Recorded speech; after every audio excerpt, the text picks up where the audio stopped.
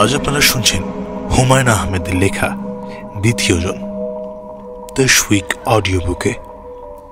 আপনি যদি আমাদের চ্যানেলে নতুন হয়ে থাকেন তাহলে সাবস্ক্রাইব করে পাশে থাকবেন। প্রিয়াঙ্কার খুব খারাপ ধরনের একটা অসুখ হয়েছে।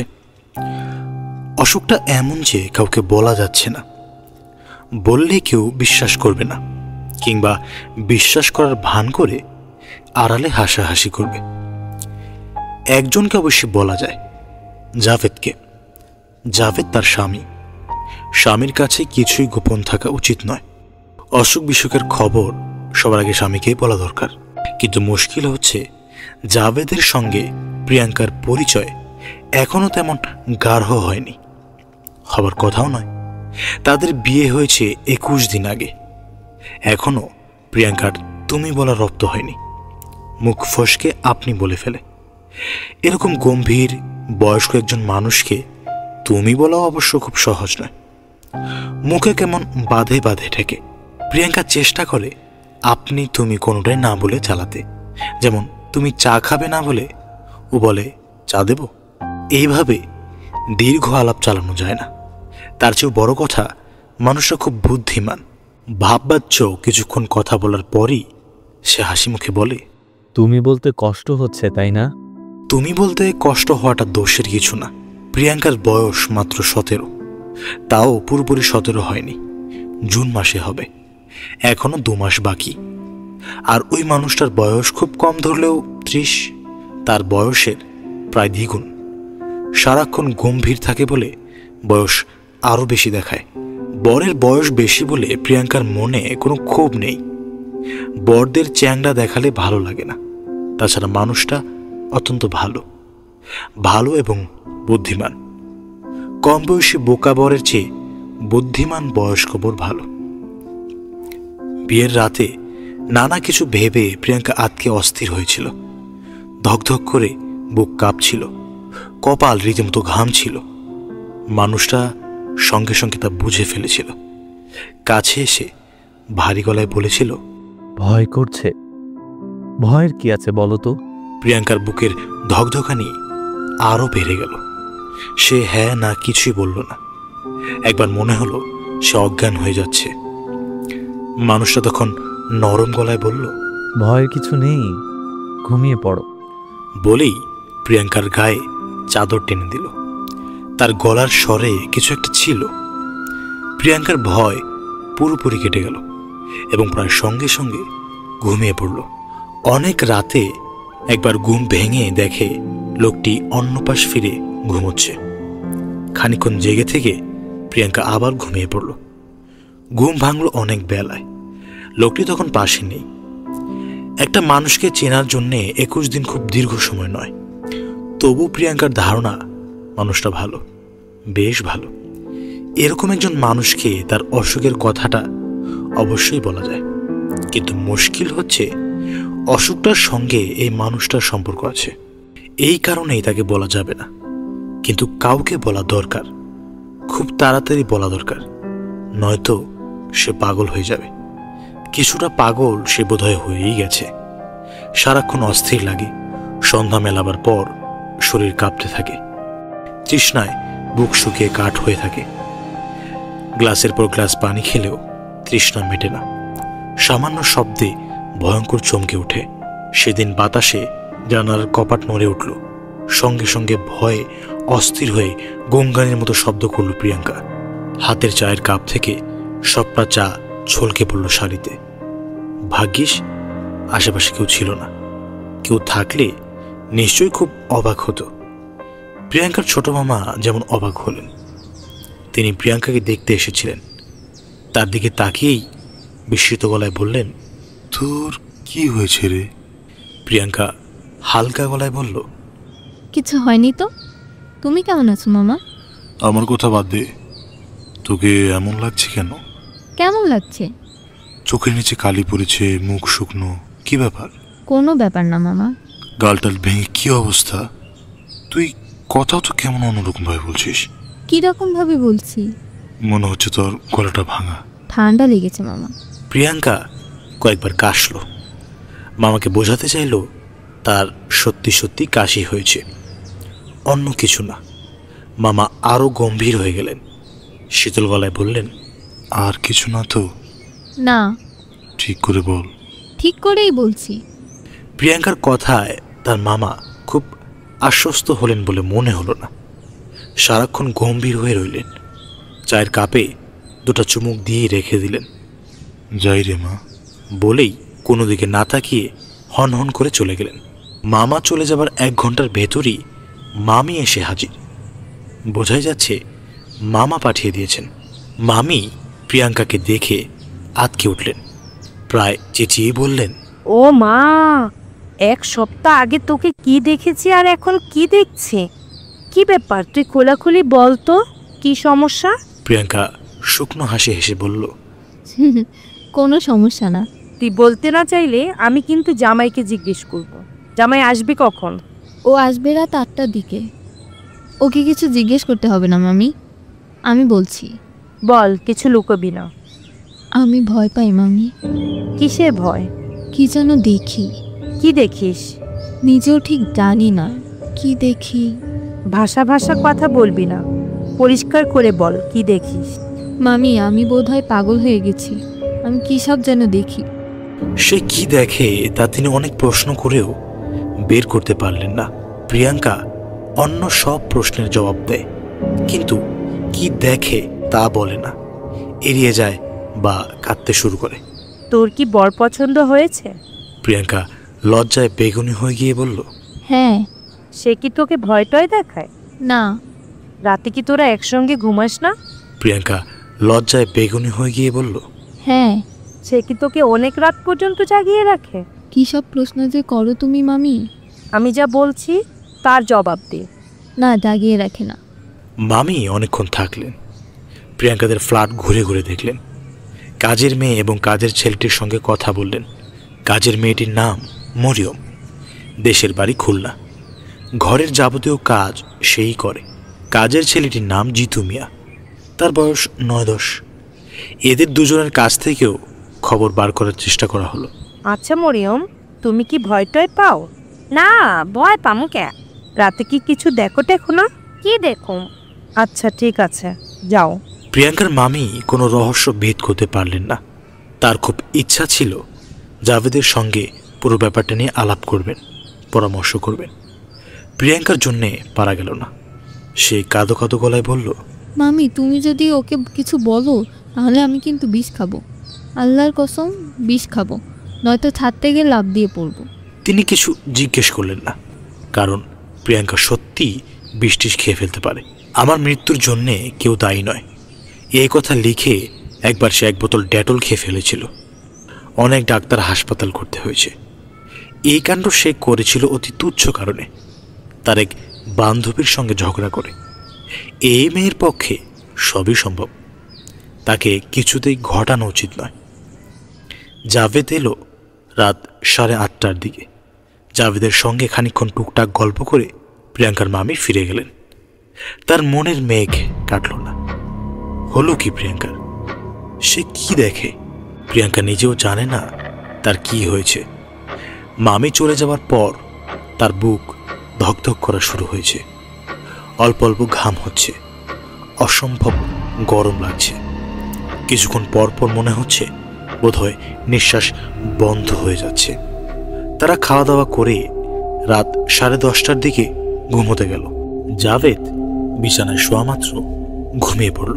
আজও তাই হলো। জাভেদ ঘুমোচ্ছে, তালে তালে নিঃশ্বাস পড়ছে। জেগে আছে প্রিয়াঙ্কা। কিছুক্ষণের মধ্যেই তার পানির পিপাসা পেল, প্রচণ্ড পানির পিপাসা।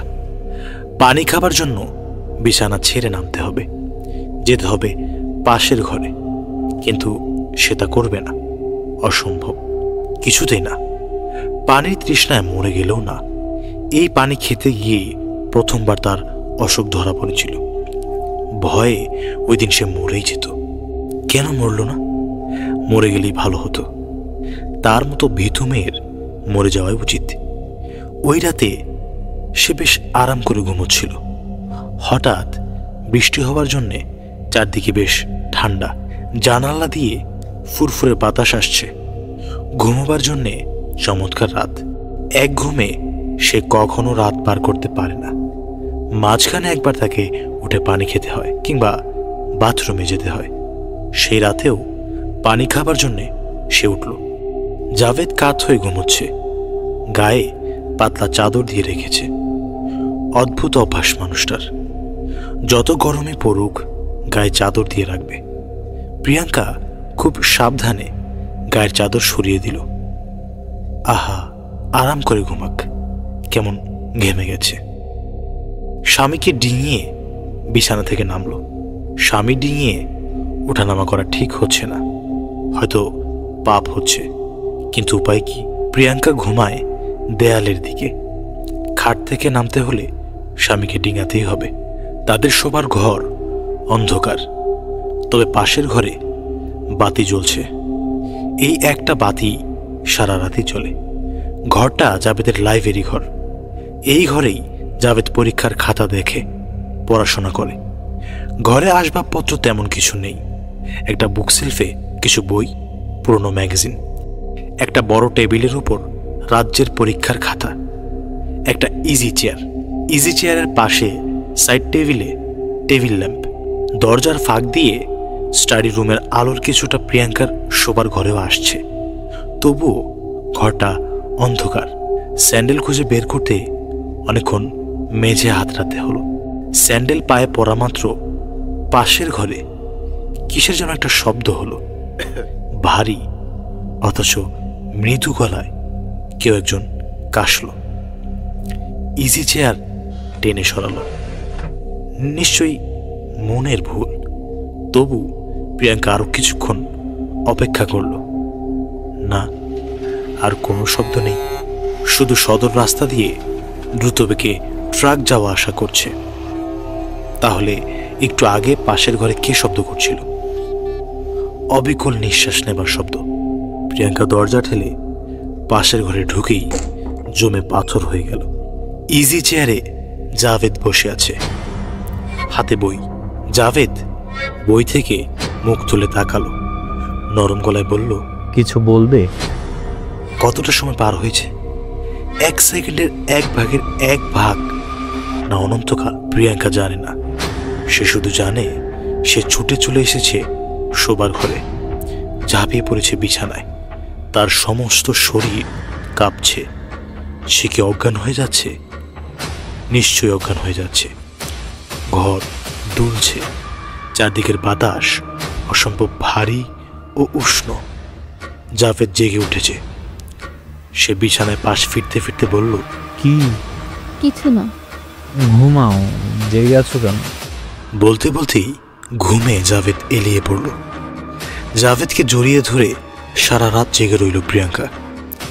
একটি দীর্ঘ ও ভয়াবহ রাত। স্বামীকে জড়িয়ে ধরে প্রিয়াঙ্কা শুয়ে আছে। তার সমস্ত ইন্দ্রিয় পাশের ঘরে। সে স্পষ্টই শুনছে ছোটখাটো শব্দ আসছে পাশের ঘর থেকে। নিঃশ্বাস ফেলার শব্দ, বইয়ের পাতা উল্টাবার শব্দ। ইজি চেয়ার থেকে উঠে দাঁড়ালে যেমন ক্যাচ ক্যাচ শব্দ হয় সেরকম শব্দ। গলায় শ্লেষ্মা পরিষ্কার করার শব্দ। শেষ রাতের দিকে শোনা গেল বারান্দায় পায়াচারির শব্দ। কেউ একজন বারান্দায় এ মাথা থেকে ও মাথায় যাচ্ছে, আবার ফিরে আসছে। এসব কি কল্পনা? নিশ্চয়ই কল্পনা। রাস্তা দিয়ে ট্রাক যাওয়ার শব্দ ছাড়া আর কোনো শব্দ আসছে না। ফজরের আজানের পর প্রিয়াঙ্কার চোখ ঘুমে জড়িয়ে এলো। ঘুম ভাঙল বেলা 9:30টায়।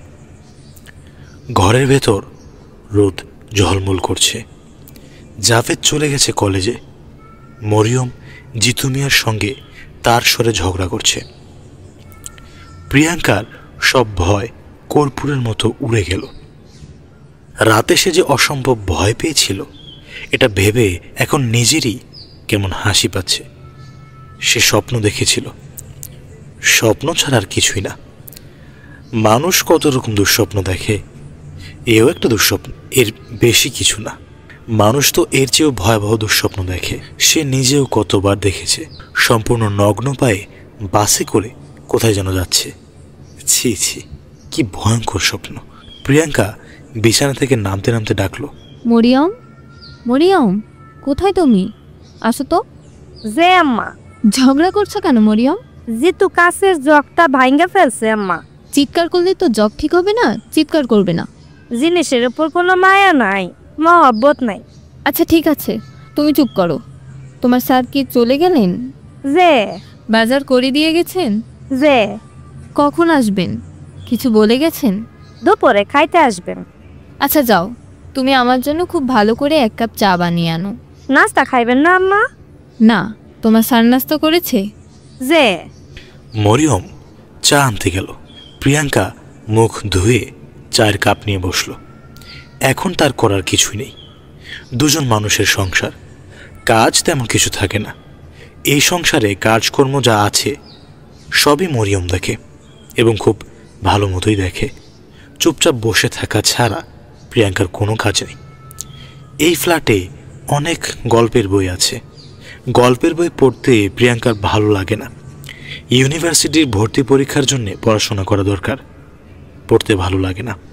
কারণ প্রিয়াঙ্কা জানে পড়ে লাভ হবে না, সে পাশ করতে পারবে না। কোনো একটা কলেজেই তাকে বিএ পড়তে হবে। কে জানে, হয়তো জাভেদের কলেজেই। যদি তাই হয় তাহলে জাভেদ কি তাকে পড়াবে? ক্লাসে তাকে কি ডাকবে স্যার? চায়ের কাপ নিয়ে বারান্দায় এসে দাঁড়াতেই মরিয়ম তাকে একটা চিঠি দিল। কিসের চিঠি? স্যার দিয়ে গেছে। চিঠি না, চিরকুট। জাভেদ লিখেছে, প্রিয়াঙ্কা, তোমার গাটা গরম মনে হলো, তৈরি হয়ে থেকো। আমি দুপুরে তোমাকে একজন ডাক্তারের কাছে নিয়ে যাব। প্রিয়াঙ্কার মনটা হঠাৎ ভালো হয়ে গেল।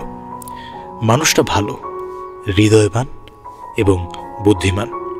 স্বামীদের কত রকম অন্যায় দাবি থাকে, তার তেমন কিছু নেই। অন্যদের দিকেও খুব তীক্ষ্ণ দৃষ্টি। প্রিয়াঙ্কা কেন? আজ যদি জিতু মিয়ার জ্বর হয়, তাকেও সে সঙ্গে সঙ্গে ডাক্তারের কাছে নিয়ে যাবে। জাভেদ এমন একজন স্বামী যার উপর ভরসা করা যায়। যে যাই বলুক, এই মানুষটাকে স্বামী হিসেবে পেয়ে তার খুব লাভ হয়েছে। জাভেদের আগে একবার বিয়ে হয়েছে, সেটা নিশ্চয়ই অপরাধ নয়। বেচারার স্ত্রী মারা গেছে বিয়ের 8 মাসের মাথায়। স্ত্রীর মৃত্যুর সঙ্গে সঙ্গে সে বিয়ে করার জন্য অস্থির হয়ে পড়েনি, 2 বছর অপেক্ষা করেছে। মামা মামি যে তাকে এমন একটি ছেলের সঙ্গে বিয়ে দিয়েছেন, এই নিয়েও প্রিয়াঙ্কার মনে কোনো ক্ষোভ নেই। মামা দরিদ্র মানুষ, তিনি আর কত করবেন, যথেষ্টই তো করছেন। মামি নিজের গহনা ভেঙে তাকে গয়না করে দিয়েছেন। কজন মানুষ এরকম করে? 8-9টা নতুন শাড়ি কিনে দিয়েছেন। এর মধ্যে একটা শাড়ি আছে 1200 টাকা দামের। জাভেদের আগের স্ত্রীর অনেক শাড়ি এই ঘরে রয়ে গেছে। ওই মেয়েটির শাড়ির দিকে তাকালেই মনে হয় খুব শৌখিন মেয়ে ছিল। ড্রেসিং টেবিল ভর্তি সাজগোজের জিনিস, কিছুই ফেলে দেওয়া হয়নি। বসার ঘরে মেয়েটির বড় একটি বাঁধানো ছবি আছে। খুব সুন্দর মুখ, তাকিয়ে থাকতে ইচ্ছে করে। একজন ডাক্তার জাভেদের বন্ধু, কাজেই ডাক্তার অনেক আজে বাজে রসিকতা করল। যেমন হাসি মুখে বলল, এই ভাবে কেমন শুকনো দেখাচ্ছে কেন? সংসারের নতুন কেউ আসছে নাকি? বুদ্ধিমান হয়ে ঠিক কাজটি করে ফেলেনি তো?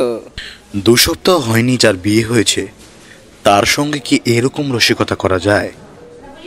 রাগে প্রিয়াঙ্কার গা জ্বলতে লাগলো। ডাক্তার তাকে 1 গাদা ভিটামিন দিলেন এবং বললেন, ভাবিকে মনে হচ্ছে রাতে ঘুমোতে টুমোতে দেয় না, দুপুরে ঘুমিয়ে বসিয়ে নেবে, নয়তো শরীর খারাপ করবে। প্রিয়াঙ্কা বাড়ি ফিরল রাগ করে। সন্ধ্যা মেলাবার পর সে রাগ ভয়ে রূপান্তরিত হলো। সীমাহীন ভয় তাকে গ্রাস করে ফেলল। এই ঘর থেকে ও ঘর যেতে ভয়, বারান্দায় যেতে ভয়। হাত মুখ ধুতে বাথরুমে গিয়েছে। বাথরুমের দরজা বন্ধ করার সঙ্গে সঙ্গে মনে হলো আর সে দরজা খুলতে পারবে না। দরজা আপনা আপনি আটকে গেছে। সে দরজা খোলার চেষ্টা না করেই কাঁপা গলায় ডাকতে লাগলো, মরিয়ম, ও মরিয়ম, মরিয়ম। রাতে আবার ওই দিনের মতো হলো। জাভেদ পাশেই প্রায় নিশ্চিন্তে ঘুমোচ্ছে, আর প্রিয়াঙ্কা স্পষ্টই শুনছে স্যান্ডেল পরে বারান্দায় কে যেন পায়চারি করছে।